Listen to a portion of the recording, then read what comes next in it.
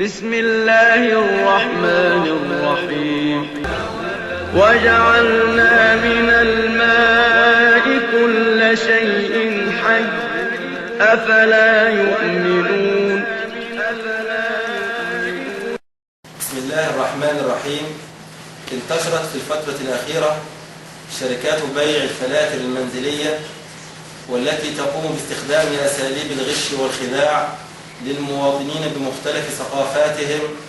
لذلك نتشرف نحن فريق العمل بالمعمل المركزي بشركة مياه الشرب والصرف الصحي بسوهاج التابعة للشركة القابضة لمياه الشرب والصرف الصحي بجمهورية مصر العربية أن نقوم بتقديم تفسيرا علميا وعمليا لما يقوم به مندوب شركات الفلاتر المنزلية من غش وخداع للمواطنين، حتى يتنبه المواطن ويكون لديه الوعي الكامل، حيث يقوم مندوب شركات الفلاتر باستخدام جهاز للتحليل الكهربي مثل هذا الجهاز ويقوم بوضعه في عينة المياه، فيؤدي ذلك إلى تحلل أقطاب هذا الجهاز مكونا ألوانا ورواسبا، ثم يقول المواطن أن هذه الألوان والرواسب ناتجة عن تلوث في المياه التي يتناولها، فيبادر المواطن بشراء الفلتر منه بعد سماع هذا الكلام.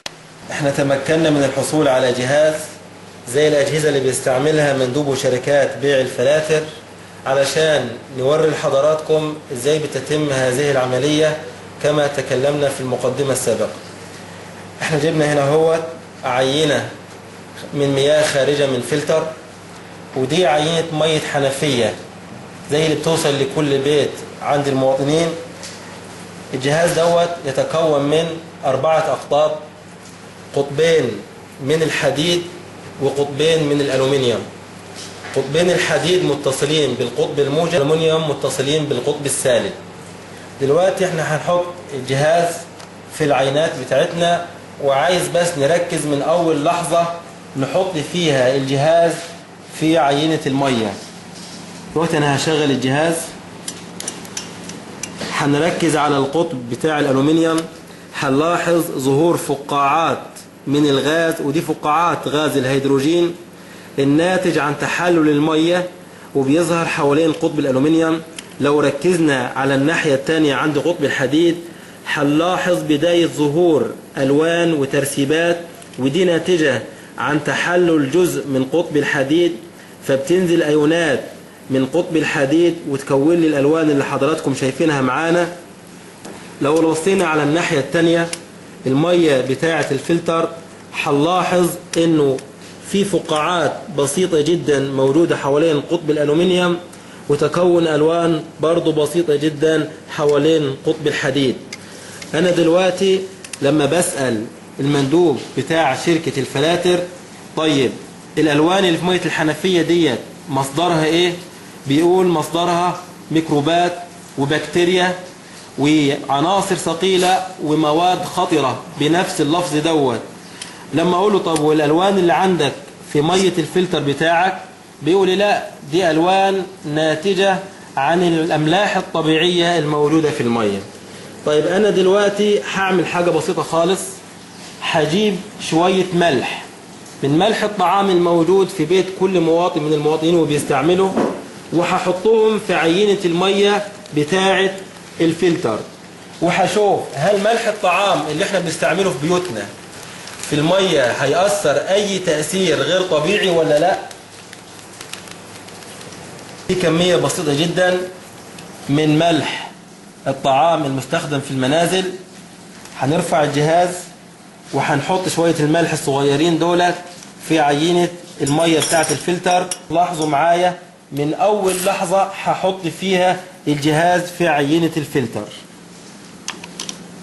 هنلاحظ زيادة ملحوظة في تصاعد فقاعات الغاز حوالين قطب الألومنيوم، بالإضافة إلى زيادة ملحوظة أيضا في الألوان والترسيبات المتكونة حوالين قطب الحديد.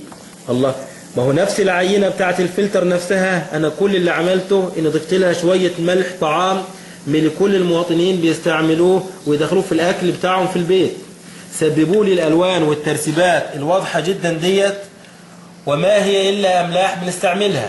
طيب أمال إزاي يقول إن مية الحنفية الألوان اللي فيها ناتجة عن وجود ملوثات ومواد خطرة وبكتيريا وميكروبات وعناصر ثقيلة، ونفس الشيء حصل بمجرد إن أنا ضفت شوية ملح طعام؟ زي ما حضراتكم لاحظتوا معانا احنا ما عملناش أي حاجة غير إن احنا أضفنا جزء بسيط خالص من ملح الطعام للعينة بتاعة الفلاتر، سببت عندنا تكون الألوان اللي حضراتكم شايفينها دي. طيب هل ملح الطعام دوت من المواد الخطرة؟ هل ملح الطعام دوت بكتيريا أو عناصر ثقيلة أو طحالب زي ما هو بيقول لك إن الألوان دي بتنتج عن وجود مواد خطرة في المية؟ لا، كل اللي حصل زي ما قلنا لحضراتكم إنه المية بتاعت الفلتر مية تركيز أملاحها حوالي 15 ملي جرام في اللتر، بالتالي مية تركيز الأملاح فيها ضعيف، بالتالي التوصيل الكهربي فيها برضو ضعيف. لما أنا أحط الأقطاب بتاعت الجهاز بتاعي يبقى التوصيل الكهربي فيها ضعيف، فما بيحصلش تآين للأقطاب زي ما بيحصل في عينة المية بتاعت الحنفية اللي فيها كمية معينة من الأملاح اللي هي واخدة تصريح أو مطابقة لمواصفات وزارة الصحة المصرية وتنطبق مع مواصفة الصحة منظمة الصحة العالمية برضه، وفي نفس الوقت دي أملاح ربنا حبى بها المية عشان تعوض احتياجات الإنسان من الأملاح كمواد مغذية في المية. لو بصينا برضو على الأقطاب هنلاحظ فعلا في تآكل حوالين الأقطاب، وخصوصا قطب الحديد زي ما حضراتكم شايفين اللي هي الأيونات اللي نزلت من قطب الحديد في المية وكونت عندي الأملاح والألوان والترسيبات حضراتكم شايفينها في الكاسات. واحنا عشان نتأكد من الكلام دوت هوري لحضراتكم المعادلات بتاعة التفاعل اللي حصل دلوقتي. زي ما حضراتكم شايفين دي معادلات التفاعل. انا بستخدم هنا قطب الحديد زي ما قلت لحضراتكم متصل بالقطب الموجب، يعني يعمل كأنود في الخلية الكهربية، بالتالي القطب دوت بيحصل له عملية تآين ويفقد مجموعة من الإلكترونات. الإلكترونات دي لما بتخش على المية اللي عندي في الكاس بتعمل لها تحليل كهربي إلى قسمين. القسم الأول اللي هو الهيدروجين أو فقاعات غاز الهيدروجين اللي هي بتتصاعد بجوار قطب الألومنيوم زي ما حضراتكم شفتوا من شوية، بالإضافة إلى أيون الهيدروكسيد. أيون الهيدروكسيد دوت بيتفاعل مع أيونات الحديد المتكونة في الخطوة الأولى وبيكون لي متراكبات أو مواد معقدة من هيدروكسيدات الحديد زي ما حضراتكم شايفين معانا. ومع استمرار التيار الكهربي بيتزايد عدد المتراكبات المتكونة للحديد والهيدروكسيد وجزيئات المية زي ما حضراتكم شايفين. احنا برضو خدنا عينة أو قبل وبعد عملية التحليل الكهربي لها، ولاحظنا لما قارنا القراءات بالنسبة لعنصر الحديد قبل وبعد لقينا انه تركيز عنصر الحديد في عينة المية بتاعت الحنفية قبل وضع الجهاز فيها كان 5/1000 ملي جرام في اللتر. أما بعد ما حطينا فيها الجهاز وجدنا أنه تركيز الحديد فيها زاد إلى 91.2 ملي جرام في اللتر. طيب مضاعفات التركيز في الحديد ديت نتجت عن إيه؟ نتجت عن ذوبان ذرات الحديد في المية اللي عندي نتيجة الطاقة الكهربية المطبقة على عينة المية، وبالتالي تضاعف التركيز. والتحليلات دي تمت بجهاز حديث جدا ومتقدم هو جهاز ICP-OES، وده جهاز من الأجهزة التي تمتلكها شركة مياه الشرب والصرف الصحي بسوهاج، أحد أجهزة المعمل المركزي بالشركة. زي ما حضراتكم شفتوا معانا التفسير بتاع التفاعل اللي بيحصل بين أقطاب الحديد وعينة المية عندنا. فدلوقتي احنا بننصح المواطن بحاجة من اتنين يعملهم مع مندوب شركة الفلاتر لما يجي يتكلم معاه في القصة دي. نمرة واحد، ياخد شوية مية من مية الفلتر بتاعه ويقول له انت بتقول ان المية دي مية نقية وطالع من الفلتر بتاعك ما فيهاش لا طحالب ولا بكتيريا ولا عناصر ثقيلة ولا مواد خطرة، يعني لو حطيت فيها الجهاز مش بيعمل فيه اي حاجة، هيقول لك ايوه، قول له خلاص ماشي. ونجيب له شوية ملح طعام من البيت شوية صغيرين خالص ونحطهم له في الكاس بتاعه وندوبهم ونقول له حط لي الجهاز بتاعك وشوف المية بتاعتك اللي طالعه من الفلتر لما نحط فيها ملح الطعام اللي بناكله هيكون شكلها ايه مع الجهاز.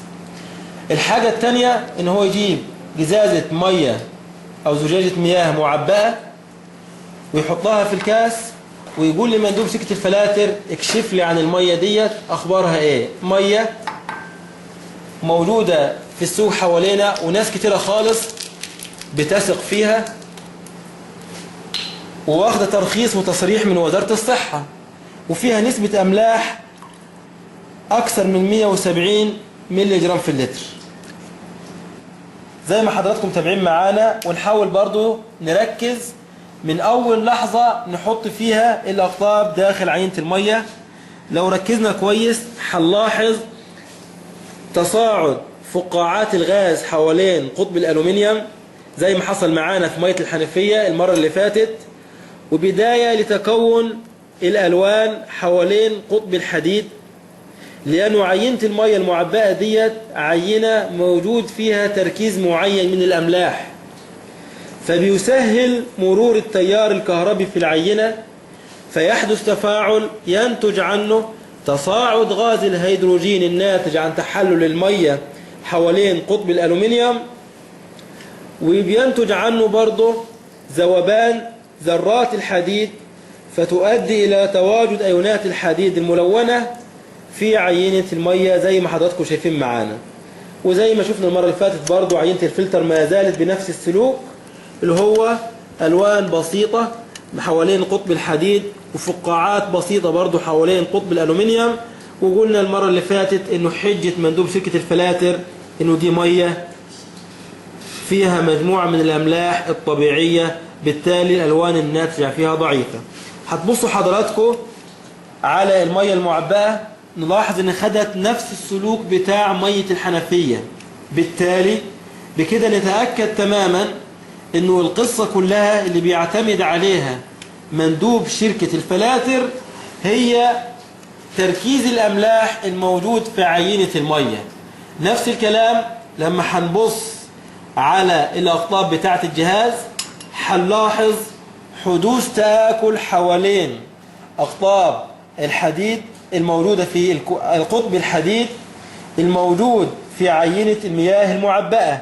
ولو بصينا على قطب الحديد الناحية الثانية اللي كانت فيه عينة الفلتر هنلاحظ أن القطب لم يحدث فيه تآكل ملحوظ، وده بسبب أنه كمية الأملاح اللي في عينة الفلتر ضعيفة جدا. وبكده حضراتكم تتأكدوا معانا أنه الألوان المتكونة في عينات المية ما هي إلا نتيجة لتآين ذرات الحديد الموجودة في أقطاب الجهاز بتاع مندوب شركة الفلاتر، ويعتمد فيها على وجود بعض الأملاح تسهل عملية مرور التيار الكهربي، وبذلك تتآين ذرات الحديد وتكون الألوان التي شاهدناها معا في التجارب السابقة.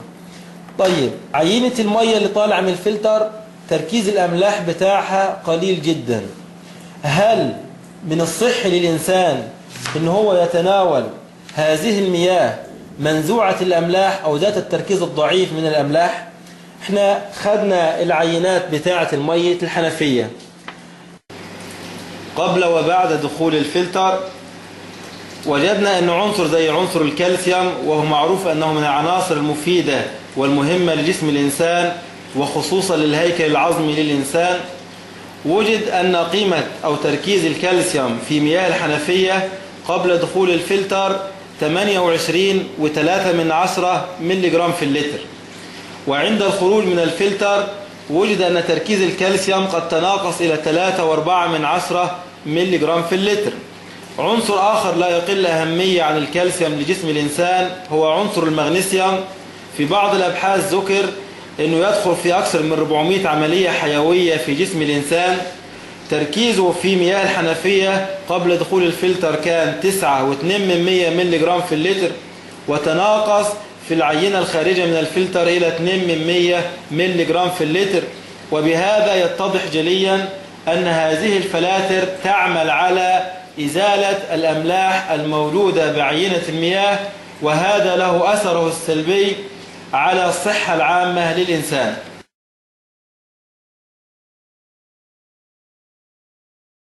الدكتور يسري أحمد حسين قال كلام خطير في اجتماع لجنة الصحة بمجلس الشورى. قال إن كل فلاتر المياه الموجودة في الأسواق غير معتمدة وغير مصرح بتداولها أو بيعها نظرا لخطورتها على الصحة. ده كلام وكيل وزارة الصحة. كشف الدكتور يسري أحمد حسين وكيل وزارة الصحة لشؤون البيئة عن أن جميع فلاتر المياه الموجودة بالأسواق غير معتمدة وغير مصرح بتداولها أو بيعها نظرا لخطورتها على الصحة، مؤكدا أن تلك الفلاتر غير مخصصة للمنازل بالأسواق أو بالأساس، ويتم استخدامها في الخارج في المعسكرات والأماكن البعيدة عن الشبكات وفقا لظروف معينة.